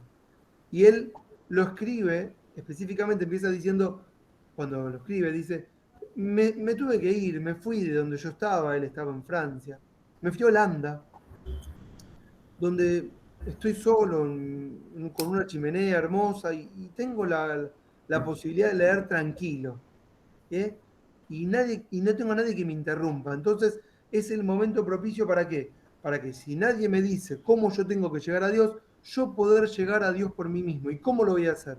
Lo voy a hacer a partir de la duda. Voy a dudar de todo para poder llegar a partir de mi propio razonamiento. No voy a dudar de Dios. No es que voy a dudar de Dios, porque sería peligroso. Pero, porque Dios no me lo permitiría, eso no sería posible. Pero sí de los métodos para llegar a Él. Y voy a empezar a pensar a partir de mí mismo. Todo esto es un proceso que, ¿saben lo que fue haciendo? Fue haciéndole a la iglesia perder un poder que tenía muy importante. ¿Cuál? El de monopolizar la palabra de Dios.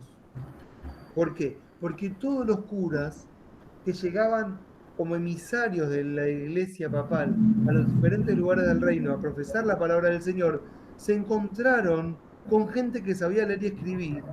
Y entonces, si vos sabés leer y escribir, claro, le decían, vos a mí no me vas a pasar. Yo ahora puedo leer las historias, yo ahora puedo conectar, yo puedo pensar diferente. Entonces la iglesia empieza a verse deslegitimada. ¿Qué significa verse deslegitimada? Nadie cree directamente en la iglesia, o más o menos, pero por lo menos los grandes poderes no creen. Entonces los reyes, que se ven poderosos, que tienen ejércitos importantes, que tienen una burguesía que los sostiene, empiezan a autodenominarse representantes directos de Dios. Como por ejemplo Fernando, que se transforma en San Fernando, Fernando que se casa con Isabel la Católica. Ese organigrama es muy importante para entender cómo la secuencia de, bueno, digamos, política de la conformación de los reinos de Europa, ¿no? Y claro, como se autodenominan reyes de manera directa, empiezan estos reyes a crear todas las leyes de su reino con su propia idiosincrasia, con su propia nación, con su propia lengua, y los ejércitos que tenía el Papa son vencidos, las tierras que tenía la iglesia son expropiadas y pasan a ser tierras comunales, y este es el momento en donde todo se fue a la mierda. ¿Por qué? Porque habían importantes terrenos expropiados a la iglesia, y todos se lanzaron a querer conquistar esos territorios. Y acá es cuando viene el proceso de transformación, ¿sí? De transformación de lo que podemos llamar el periodo feudal hacia el constitucionalismo, que tiene como base material la reapropiación de las tierras comunales papales o de la iglesia, que van a ser reapropiadas por ¿quiénes? Por la nobleza, por los reyes, por la burguesía, en una nueva redistribución y reapropiación del territorio. Y esto va a estar vehiculizado por guerras, que vamos a llamar guerras de religiones, porque son las guerras entre católicos y protestantes, pero que esconden en realidad algo más importante, que es la posesión y el dominio de los territorios. ¿Siguen, no? ¿Hay preguntas hasta acá o avanzo? Miren, tiré así rápido de todo. O sea, van conformando una idea de lo que sería el Estado, el reino, el Estado, el Estado moderno. Ahora vamos a ir al Estado moderno, pero ¿qué le falta a este Estado para ser moderno? Tenemos fuerza monopolizada, tenemos desapropiación y reapropiación de las armas, también del territorio, tenemos una administración burocrática que está a cargo de los reyes, tenemos una burguesía que paga impuestos, tenemos vamos a llamar, una clase noble que no paga impuestos, que es financista, miren lo que les voy a decir, porque todos los nobles saben de lo que viven. Viven del título, pero el título no te daba plata, no es como la iglesia que vos cobrabas por tener un título, no era que vos cobrabas por ser conde, duque, archiduque. Entonces todos se transforman en prestamistas del monarca, un monarca que tiene cada vez como Estado más funciones, funciones de represión. Ante las rebeliones por falta de comida, la gente se rebela, sale, reivindica algún derecho, llega el monarca con sus ejércitos, baños de sangre, todo eso hay que sostener los ejércitos, ¿no? Sus armaduras, sus caballos, sus herraduras, sus alimentos, su vestimenta, ¿o no?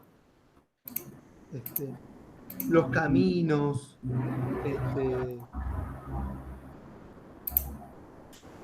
bueno, todo eso es a partir de una creación de una moneda, la única moneda de curso legal es la del rey, es la moneda que genera los intercambios, se aceleran los intercambios. El rey entonces empieza a generar estos bonos de deuda a interés, de hecho esto fue muy importante para la caída de muchos estados premodernos, estados en bancarrota, ya existían. Claro, y el territorio o las relaciones de fuerza hacia el 1600, cuando ya la iglesia perdió su poder y los reyes están en su auge, la conformación de fuerzas quedó entre una burguesía que paga impuestos, una clase nobiliaria privilegiada que no paga impuestos y una monarquía que vamos a llamar monarquía absoluta. Ese nombre no lo habíamos tirado, lo tiramos ahora. Monarquía absoluta. ¿Qué es la monarquía absoluta? Bueno, es cuando ya no hay más feudales en todo el territorio, hay un solo monarca que se apropia o dueña del Estado y dice el Estado soy yo, el famoso lema de Luis XIV. ¿Y el Estado quién es finalmente? Y el Estado dice soy yo el Estado. Si ya no está más el Papa, ya soy representante de Dios en la tierra, está todo a mi cargo, tengo el castillo, la gente viene a mi castillo, yo hago la fiesta, la gente viene a mi fiesta, el que no viene a mi fiesta no pertenece. ¿Entienden cómo se da esta lógica, no? Entonces todos quieren ir al castillo, la burguesía, ¿qué empieza a hacer? Empieza a comprar los títulos para pertenecer a un grupo social determinado, para ir a las fiestas en el palacio. Hasta que en cierto momento se dan cuenta la burguesía de que ya no necesitan más las fuerzas del monarca. ¿Por qué? Porque se sienten poderosas. La burguesía se siente poderosa. ¿Por qué se siente poderosa? Porque es poderosa. ¿Por qué es poderosa? Porque controla las fábricas, porque controla sus esclavos, ¿sí? Porque tiene su servidumbre, porque tiene sus obreros, porque provee al reino. Y si un día quiere dejar de proveer, le dice al monarca, no te proveo más y agarrate. Me puedo armar yo mi propio ejército. De hecho, ya estamos teniendo nuestros propios ejércitos. ¿Se acuerdan que les conté que el monarca había dejado que la burguesía tenga un pequeño parlamento con su forma de organización local? ¿Qué hicieron los burgueses? No perdieron tiempo, armaron sus propios ejércitos, ¿sí? Armaron sus ejércitos. ¿Y de dónde los armaron? Eran sus obreros, eran sus esclavos, eran sus vasallos, eran sus siervos, sus peones, ¿sí? Sus costureros. Armaron sus ejércitos y dijeron, se pude todo acá, vamos a enfrentarnos a la monarquía, vamos a destruir la monarquía o vamos a hacer un pacto con la monarquía. La cosa es que no vamos a pagar más los impuestos que dice la monarquía, no vamos a dejar más que la monarquía nos expropie, porque acá están todos los fundamentos que ustedes tienen que tener para la clase del principio de legalidad, que no hay expropiación sin ley previa, ¿vieron de esos que son muy importantes? Que tiene que haber una indemnización si hay una expropiación, que la propiedad es sagrada. ¿Dónde nace todo esto? Acá.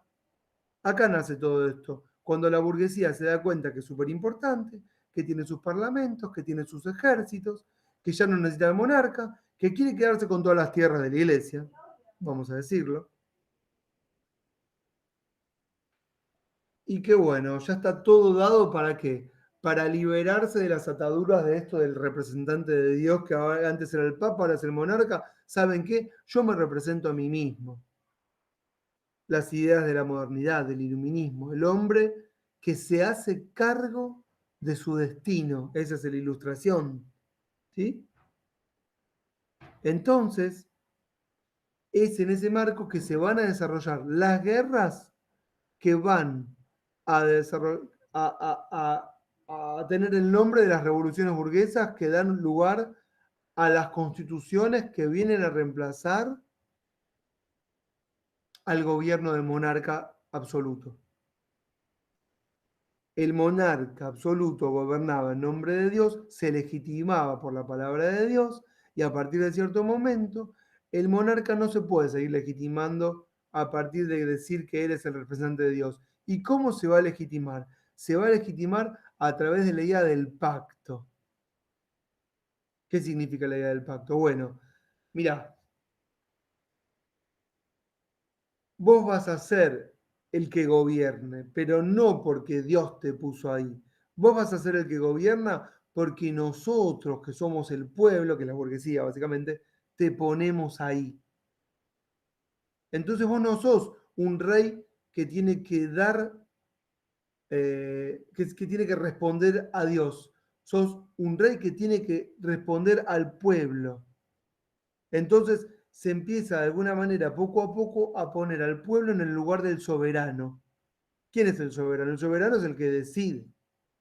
Y el soberano era Dios, y el monarca se decía que era su representante. Y poco a poco el soberano va a empezar a ser el pueblo, que en realidad es la burguesía, y el monarca no va a tener que responder a Dios, va a tener que responder al pueblo.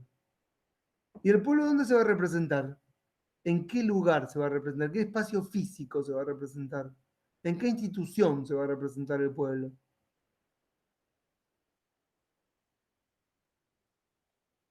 Muy difícil la pregunta. Con el gobierno. No, el gobierno es el gobierno del monarca. Pero ¿en qué institución que hasta ahora no existía, aunque yo ya la mencioné más o menos, se va a representar el pueblo? El Parlamento. Muy Parlamento, bien, Eduardo, en el Parlamento. El Parlamento es la institución moderna por excelencia. ¿Eh?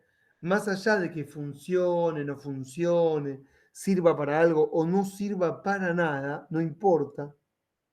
Uno podría pensar, ¿y para qué sirve? Podemos cerrarlo y vivimos igual. Es cierto.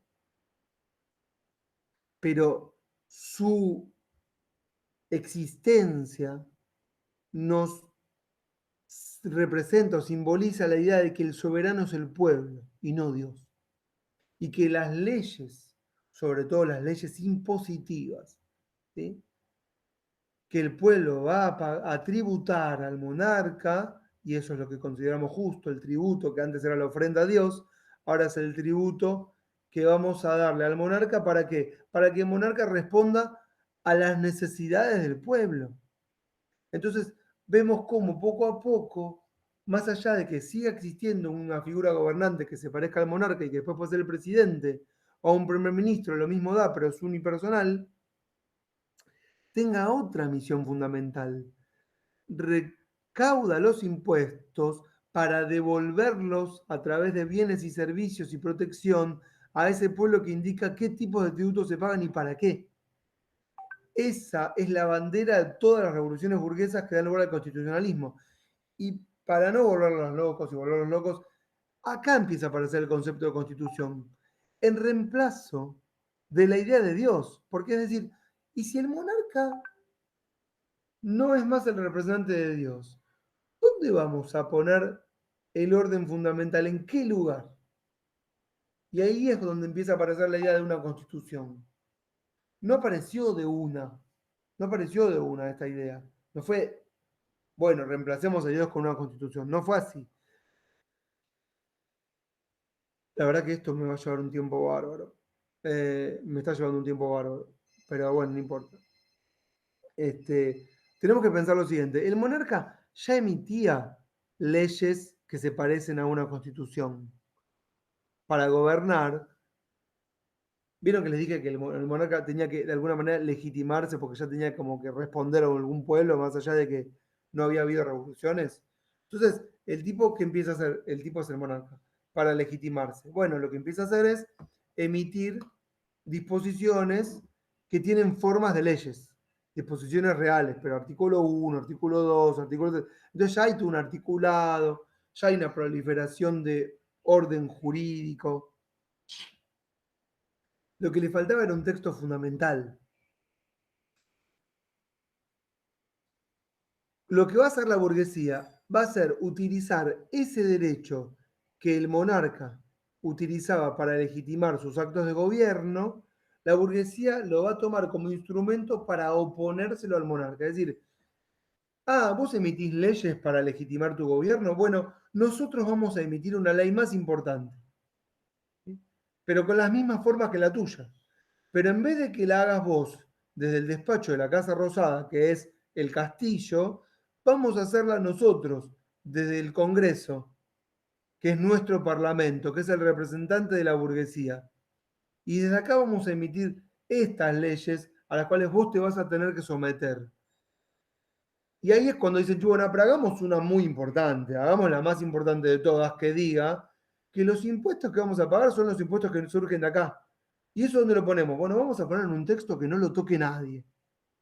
Que pase lo que pase, que si cambia el monarca, que si vienen nuevos monarcas, que si viene un monarca del Imperio Otomano, bueno, mira, acá esta constitución la tiene que respetar. ¿Y qué dice esta constitución en el artículo 4 o 5, no me acuerdo?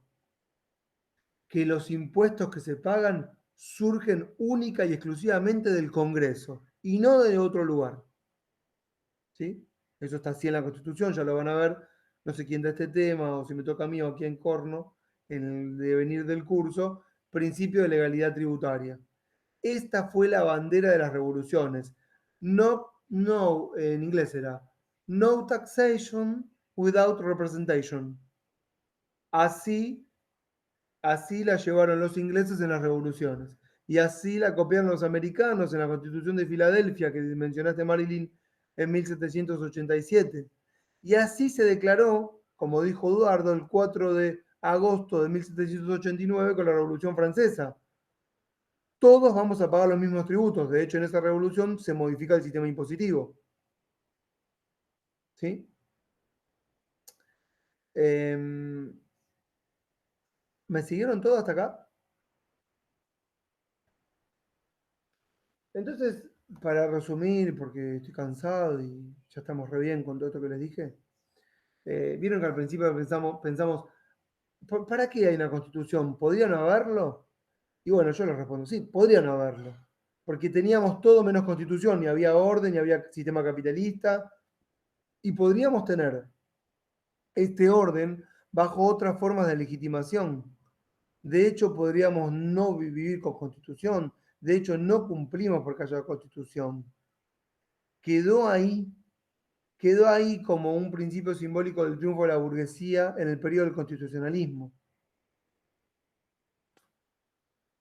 Es también hoy una permanente bandera de reivindicaciones. O sea, uno podría pensar, ¿y para qué está la Constitución si no la cumplimos? Bueno, porque puede ser como dice Eduardo Galeano, como si fuese el horizonte. Dice, ¿para qué está el horizonte? O la utopía, dice. ¿Para qué está la utopía? Bueno, para caminar, dice. ¿Por qué? Porque avanzamos un paso, se aleja un paso. ¿Vieron como el horizonte? Entonces, ¿para qué está? Bueno, para seguir caminando. Y ahí también en ese lugar podríamos poner la Constitución como una especie de ideal al cual tenemos que aspirar constantemente, pero no es algo que se cumpla o que sean las reglas bajo las cuales nos regimos, porque si nosotros leemos el texto no se corresponde con lo que nos pasa ni con las relaciones de dominación, ni somos todos iguales, pero el texto sigue aspirando a ese ideal, porque esas revoluciones, si bien estuvieron protagonizadas por una clase que fue la clase burguesa, en su modulación, en su forma de representar el texto, tiene aspiración universal y todo el tiempo podemos sentirnos parte de ese texto. Entonces todo el tiempo nos vamos sintiendo incluidos. La Constitución habla de pueblos, para decirlo rápido, pero ¿quién es el pueblo? Y en el 1800 el pueblo eran los 80 ricos que se repartían las tierras de la aldea. Pero ¿quién es hoy el pueblo? Y el pueblo fue cambiando todo el tiempo. El pueblo fueron los trabajadores, el pueblo son los cabecitas negras, el pueblo son los negros, el pueblo son los esclavos, el pueblo son los siervos, que se van, el pueblo son las mujeres, ¿sí? El pueblo son los que no tienen género, el pueblo son las nuevas identidades que van apareciendo y nos vamos sintiendo incluidos y vamos exigiendo a través del texto y de la reforma de ese texto, ser parte de la comunidad. ¿Mm? Entonces también en ese sentido el texto nos permite caminar y nos permite vivir en un cierto orden que lo idealizamos y al cual aspiramos mejorar constantemente. Nosotros, ¿qué no estamos haciendo para que quede claro? Porque nosotros acá podríamos explicar mil cosas que no dijimos. Podríamos explicar, Ari, si tenés ganas, si te toca a vos, podés hacerlo, cómo fue el desarrollo de la revolución en Inglaterra, cómo fue el desarrollo de la independencia en Estados Unidos, ¿sí? Cómo fue la Revolución Francesa, qué textos se consagraron, ¿sí? En qué años ocurrieron, qué teóricos, qué intelectuales estuvieron detrás y las pensaron. Ari dijo, por ejemplo, recién que venía de un curso de filosofía política y estuvo a full con John Locke, ¿no? ¿Vieron que lo tiró al principio? Bueno, aparece ahí en la historia de las constituciones John Locke en Inglaterra, 1689. Tiro el año para que tengan una referencia. Ustedes pueden poner Revolución Francesa como puso Eduardo, no sé quién, y le sale el año, 1789. Pueden poner Independencia de Estados Unidos y le sale 1776.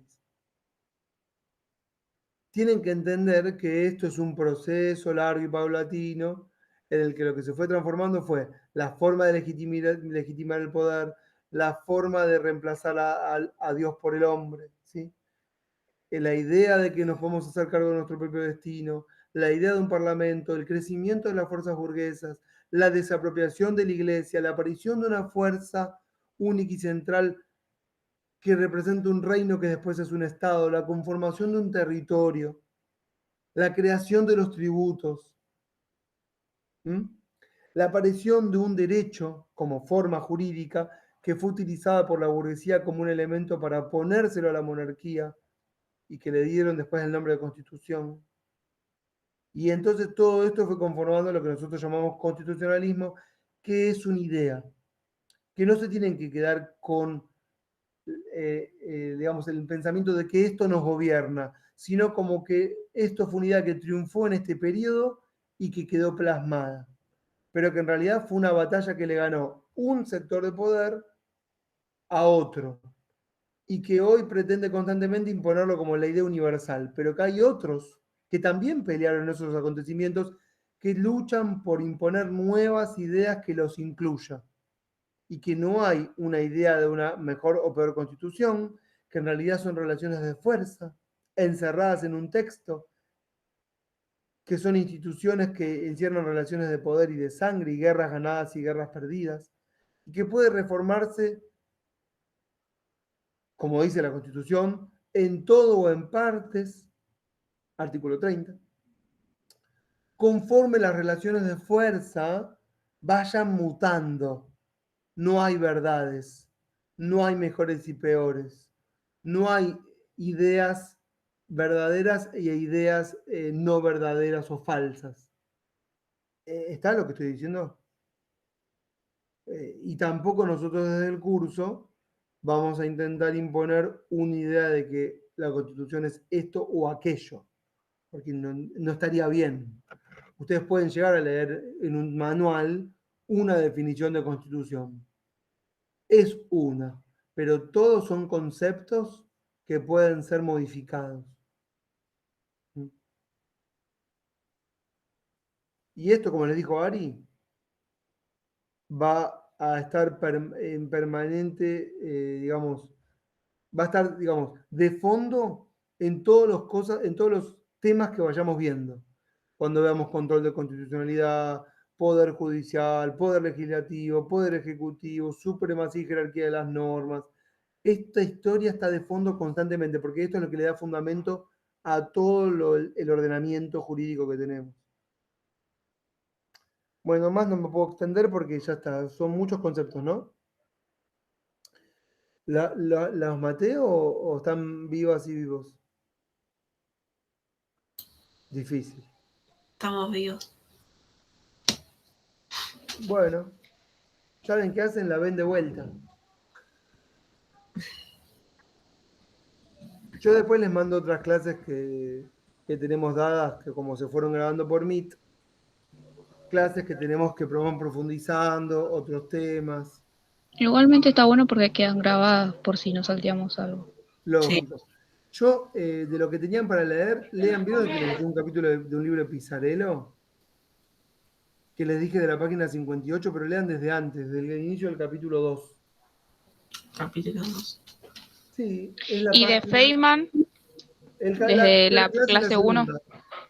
La primera y la segunda clase de esos dos archivitos que les dejé. Ahí habla de Descartes, de la razón, del hombre, del sujeto capitalista. Complementa todo lo que estamos haciendo. El capítulo Buenísimo. 2 del libro de Pizzarello empieza en la página. ¿Y las clases van a ser siempre así, una vez a la semana? Más o menos en este horario. Pará que digo esto. Página 51. El constitucionalismo de los modernos. Entre revolución democrática y repliegue elitista, así se llama. Es lo que tienen ahí para leer. Ustedes tienen el libro entero, solo que les digo que lean desde la página 51 ese capítulo. Pueden leer más si quieren, no hay problema. Se lee fácil de corrido. Si vamos a tener clases todo el tiempo, sí, más o menos. A ver, Ari.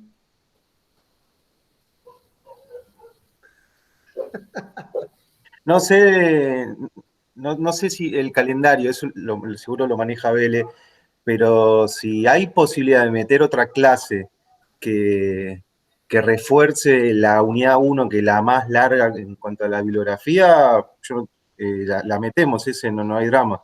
Sí, enfocando a la segunda parte, pero no sé el calendario. Sí, yo también, si querés dar la voz, dala. Yo también la semana que viene puedo dar otra clase. Después le preguntamos a Vélez. ¿Está bien? Bueno, esta después la dejamos a disposición en un link. ¿Listo? Sí. ¿Estamos? Buenísimo, dale. Que anden todos muy bien. Chao, muchas gracias. Chao, nos vemos. Gracias, profe, gracias. Muchas gracias. Ari, si te Chao, va gracias. muy bien,